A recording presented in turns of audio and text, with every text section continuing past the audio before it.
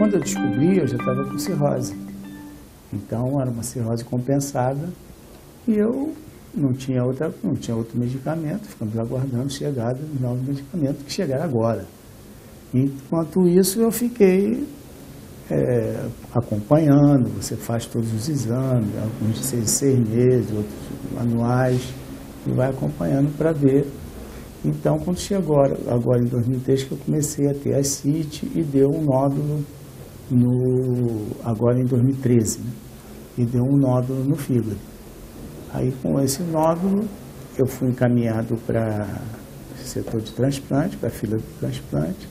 Fiz uma crioabração no INCA e 2 meses depois, como eu tinha o nódulo, eu tive uma prioridade, 20 pontos na fila do transplante. Então, 2 meses depois, eu estava fazendo o transplante.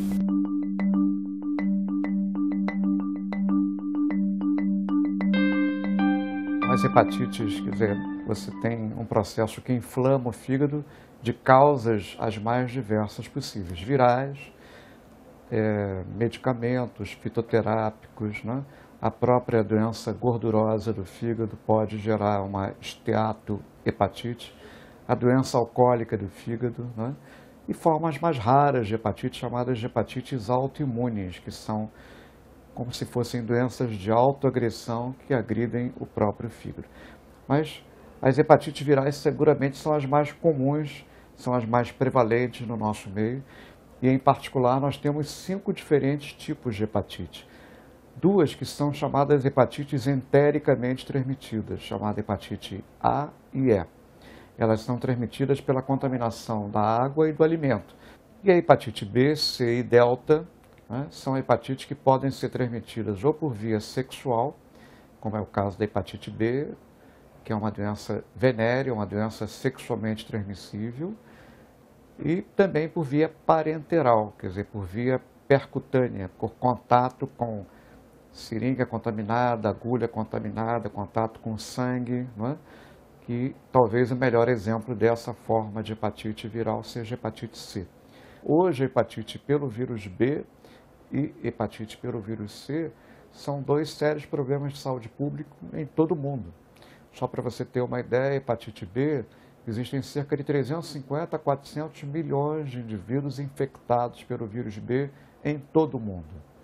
No Brasil, estima-se que nós tenhamos aí algo em torno de 0,5% a 1% da população infectada pelo vírus B, sendo que na região norte do Brasil, principalmente na Amazônia Ocidental, estado da Amazônia, a gente tem uma prevalência de infecção pelo vírus B muito mais elevada. Já a hepatite C, a estimativa é que nós tenhamos em torno de 1,2% até 1,3% da população contaminada.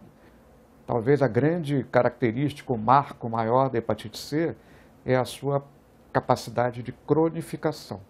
Então, a hepatite A é uma doença transmitida pela via oral e fecal, tem vacina e cura em 100% dos casos, sem deixar qualquer tipo de sequela. A hepatite B, adquirida pelo contato sexual, cura em mais de 90% dos casos e tem vacina. A hepatite C, ela não se cura em mais de 75% dos casos e não tem vacina, quer dizer, não tem como você fazer uma medida preventiva.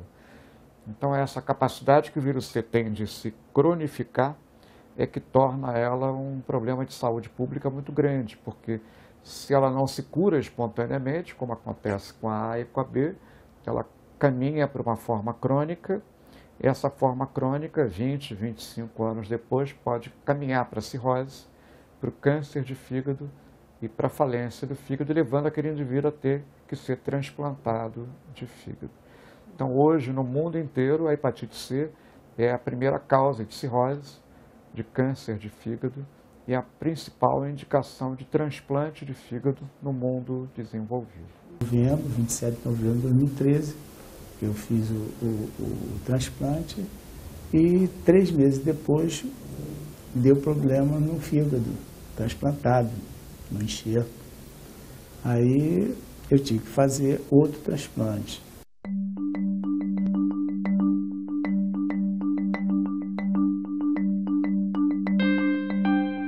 maioria dos pacientes não tem sintomas. Quer dizer, a doença ela é uma doença muito silenciosa e insidiosa. Ela vai caminhando de forma lenta, gradual e progressiva para suas formas mais avançadas, mas sem dar, na maioria das vezes, qualquer tipo de pista, de sinal ou de sintoma que permita o diagnóstico do paciente. Se o médico ficar esperando o aparecimento da icterícia para fazer a suspeição diagnóstica de hepatite C, ele vai deixar de fazer o diagnóstico correto daquela enfermidade. Então, a maioria dos pacientes não tem sintomas, ou se tem algum tipo de sintoma, ele é um sintoma muito fraco, como cansaço, indisposição. Em 2002 eu comecei a me sentir mal, muita dor no corpo, nas juntas.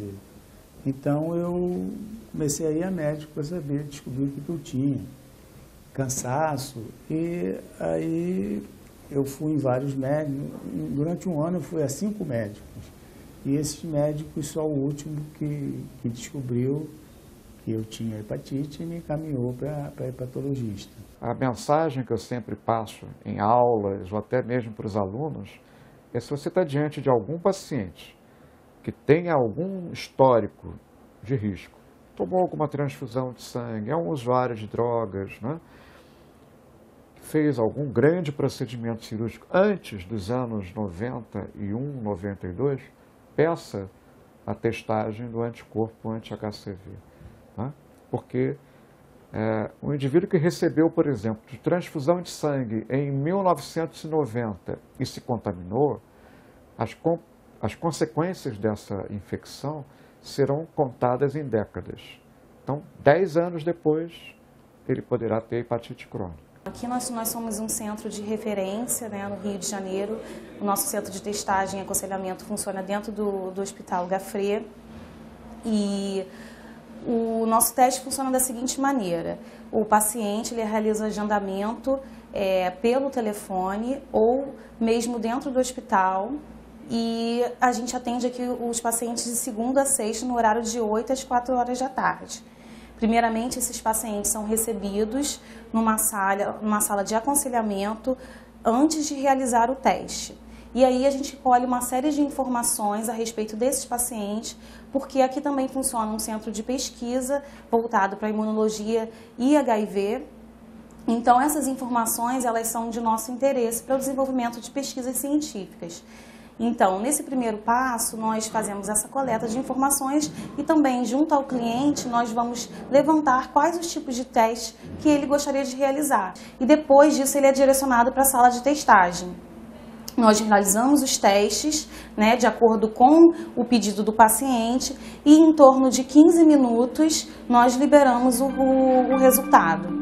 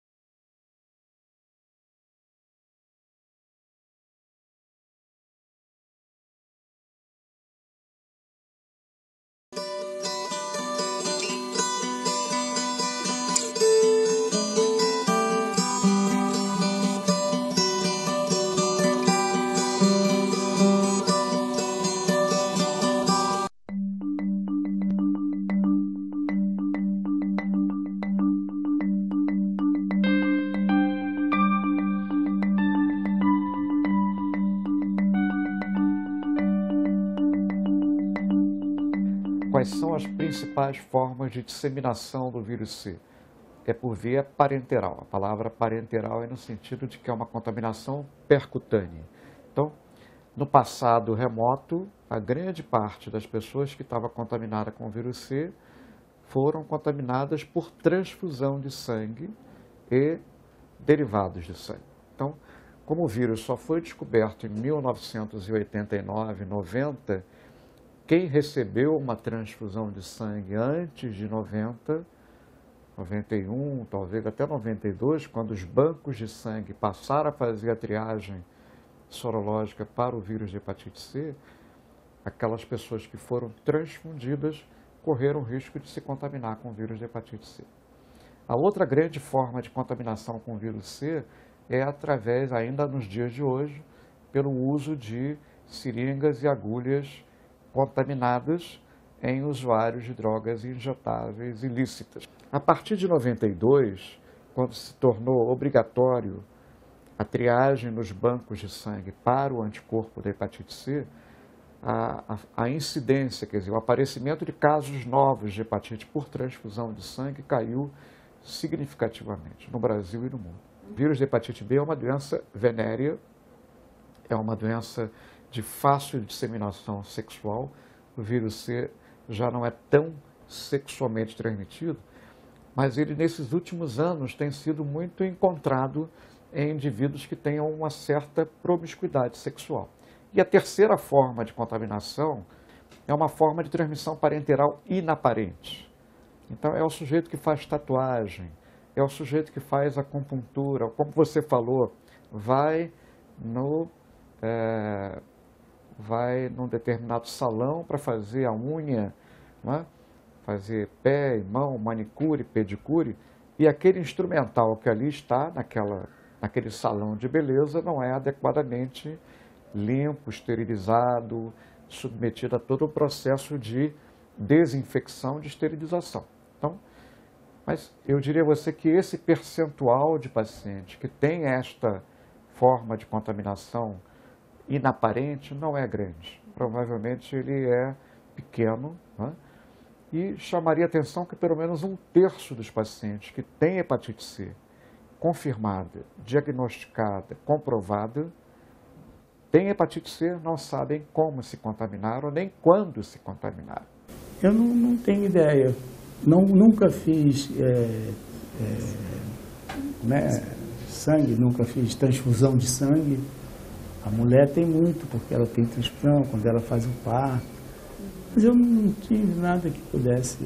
Como a gente usa instrumentos perfuro-cortantes no consultório, e a gente mexe na boca, tem contato com saliva, pode ter eventual contato com sangue também, então a gente tem que ter cuidado para não se contaminar, para o dente não se contaminar e para não passar essa contaminação de um paciente para outro. Então tem que ter, primeiro, o cuidado de usar luva, máscara, óculos e gorro. O instrumental deve ser todo esterilizado, né, muito bem esterilizado. Depois que usar o instrumental de cada paciente, tem que ser lavado com água corrente e sabão, depois seco, para depois ser esterilizado no autoclave, que aí vai acabar com todos os vírus e esporos também.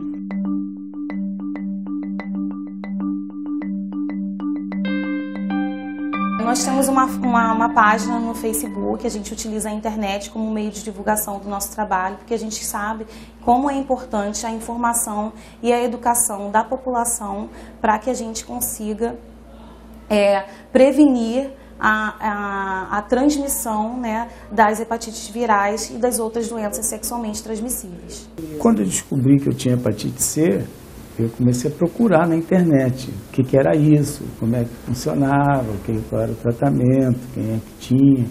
Aí eu descobri o grupo otimismo, eu liguei para o Varaldo e ele disse, vem na reunião, vamos conversar. Aí eu fui na reunião e dali passei a frequentar. A gente já brigou muito, a gente já fez muita manifestação, fizemos muita coisa, o Varaldo está sempre correndo aí, Brasília, para lá, para cá, tentando resolver as dificuldades do tratamento, principalmente, né? O Grupo Otimismo tem como via de atuação o advocacy. Advocacy não é advocacia. Advocacy é mobilizar a sociedade, os formadores de opinião, para conseguir avançar na defesa de um interesse, seja aquele o que for. No nosso caso, as hepatites no atendimento público. Eu descobri a hepatite C em 95, ou seja, já faz 20 anos. Naquela época não existia praticamente medicamento, só tinha um medicamento, um interferon, nada mais nada. Não tinha exame de genotipagem, não tinha nada. Me deram 6 meses de vida. Tá? Decidi lutar, eu tinha uma mãe com Alzheimer, tinha uma filha com 8 anos, e eu pensei, bom, eu vou lutar. E comecei a frequentar congresso. Tá? Tive sorte, uma pessoa que eu tinha trabalhado numa indústria farmacêutica me mostrou literatura médica e me falou de um medicamento, ribavirina, que estava sendo testada na Itália. Usei esse medicamento, me tratei 21 meses, não tinha protocolo, não tinha consenso, não tinha nada na época. E depois de 21 meses resultei curado. Muito sofrimento, muito dinheiro. Isso. Passou um ano e uma amiga minha, secretária do BNDES, descobre hepatite C. Se iba a tratar como? Eu tinha gasto $60 mil. Ele não tinha esse dinheiro, não tinha tratamento gratuito. Então formamos o grupo com a ideia de forçar o governo a dar o tratamento gratuito. Isso foi em 98, tá? Eu já curado. Tá? E começamos, na primeira reunião éramos 3 pessoas. E foi crescendo. Em 2002 conseguimos a formação de um programa nacional de hepatites. Em 2003 conseguimos introduzir o interferon pegilado através de uma campanha muito grande, muito forte. Tá? E fomos crescendo. Tá? E o governo passou anos respondendo muito pouco, mas de 2 anos e meio para aqui, realmente, vislumbrando os novos medicamentos, tudo isso, o governo despertou. Tá? E estamos avançando grandemente.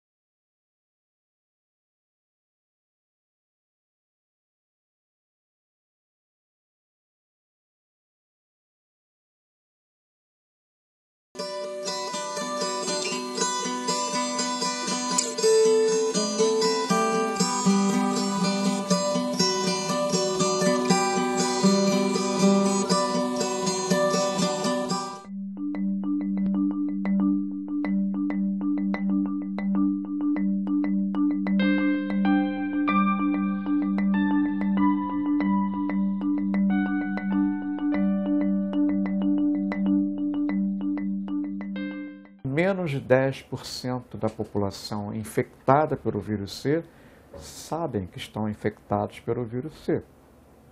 E o que é mais grave, menos de 1% foi tratada.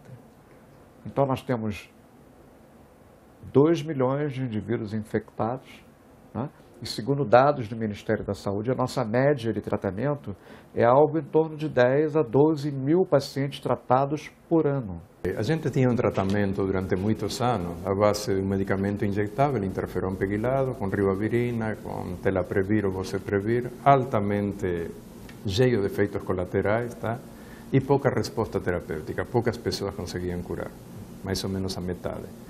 2 anos e meio atrás, surge um medicamento milagroso, tá? Que chega a curar 90%, com um problema muito grave, muito caro, $84 mil, e devia ser combinado a um outro que custava mais $60 mil.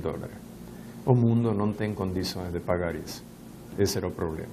Queríamos esses medicamentos, mas a esse preço não tinha condição. Iba a tratar compassivamente 400, 500 pacientes e o resto, 1, 2, 3 milhões, ficariam sem tratamento. Então decidimos lutar junto ao governo para encarar os laboratórios farmacêuticos, são multinacionais, e Brasil baixar esse preço. E eu fiz o primeiro tratamento em 2003, se não me engano, com interferão convencional, por 6 meses, aí não curei. Aí no ano seguinte eu fiz com interferão pegilado, que é o que tinha na época de mais moderno, e curava talvez 40%, mas a gente tem que arriscar ela. E não consegui curar também. Então, a partir de 2001, 2002, nós passamos a tratar os pacientes com uma combinação, uma terapia chamada dupla combinada de interferon pegilado mais ribavirina, que é uma droga oral. E com isso nós conseguimos curar cerca de 50% dos pacientes, dependendo do tipo do vírus. Quer dizer, existem vários subtipos do vírus, quer dizer, tipo 1, 2, 3, 4, 5 e 6, sendo que o mais comum nosso aqui é o tipo 1. Então, para esse tipo 1, a chance de cura com o tratamento velho do interferon pegilado e ribavirina não ultrapassava 45%. A partir de 2012, 2013, surgiram algumas drogas orais que são chamados de agentes antivirais diretos, quer dizer, são inibidores de determinadas áreas de replicação do próprio vírus. Quer dizer, então, essa importância de dizer, quer dizer, o interferon não é uma droga exclusiva para o tratamento da hepatite C. Ele não é um produto antiviral de excelência. Ele é uma droga que é anti-inflamatória e também estimula o seu sistema imunológico para combater o vírus de hepatite C. Então, essa primeira geração de agentes antivirais diretos, esse não. São drogas que atuam em áreas específicas do vírus, da hepatite C, inibindo determinadas áreas do vírus que são fundamentais na reprodução daquele vírus. Então, eles são chamados inibidores de protease, que é uma área do vírus de hepatite C. Então, a primeira geração de inibidores de protease chegou em 2013 no nosso meio e já fez com que a taxa de cura, que era em torno de 40%, 45%, subisse um pouquinho para algo em torno de 60%, 65%. Mas é um tratamento de 1 ano que você tinha que fazer com a injeção do interferon, mais a ribavirina e mais esses 2 medicamentos chamados inibidores de protease. Muitos efeitos colaterais, com muita anemia, muita erupção de pele, muito rasgo cutâneo, muita coceira, enfim. Muitos pacientes não aguentavam, não toleravam. E no nosso meio, essas 2 medicações foram autorizadas pelo Ministério para aqueles pacientes que tinham a doença nos seus estágios mais avançados. Logo, as chances de cura nessa população passaram a ser cada vez menores. O mais constante é tipo um resfriado. Você tem febre, o corpo dói, é um mal-estar constante, 1 ano de mal-estar. Né? E a depressão é muito grande. E é aquilo você sente frio exagerado, abaixo de 0, daqui a pouco você sente um calor, não é nada disso, só você que está sentindo. E a partir de 2014, aí sim, a chegada de inibidores, antídotos, de outras 2 áreas do vírus. Não inibidores apenas da protease do vírus, mas de uma outra região chamada NS5A e NS5B. O vírus ele incorpora esse análogo e, como ele é falso, ele interrompe a reprodução do vírus. Então, ele encerra a reprodução do vírus com aquela substância que é falsa. As pessoas agora, com esse novo medicamento, vai ser uma beleza, vai ser uma maravilha, ninguém precisa passar por aquilo que se passou, porque, afinal de contas, você tem que passar, é o que tinha. Nossa expectativa é a melhor possível, né? Quer dizer, todos os trabalhos que foram feitos com essas novas drogas no Brasil e até fora do Brasil mostraram taxas de cura de algo em torno de 90% a 95%. Então, e é elogiável que o Ministério de Saúde do Brasil tenha, de forma pioneira, na América Latina, tenha incorporado essas medicações. Quer dizer, o Ministério da Saúde, através do seu comitê assessor na área de hepatites virais, HIV e AIDS, conseguiu uma negociação direta com o laboratório, com os 3 grandes laboratórios que produzem essas 3 novas drogas já aprovadas pela Anvisa, Sofosbuvir, Cimeprevir e Daclatasvir, para que o tratamento, o coquetel, durante 12 semanas ficasse algo em torno de $10 mil. Então, a ideia do Ministério é tratar não mais 10 mil pacientes por ano, mas algo em torno de 60 mil pacientes por ano. Para mim, que já vivi a era da hepatite não A, não B, não tinha nem sequer teste para fazer hepatite C, né? E está vivendo todos esses momentos do interferon, da ribavirina, do PEG interferon, e a chegada dessas novas medicações é uma grande e muito bem-vinda revolução.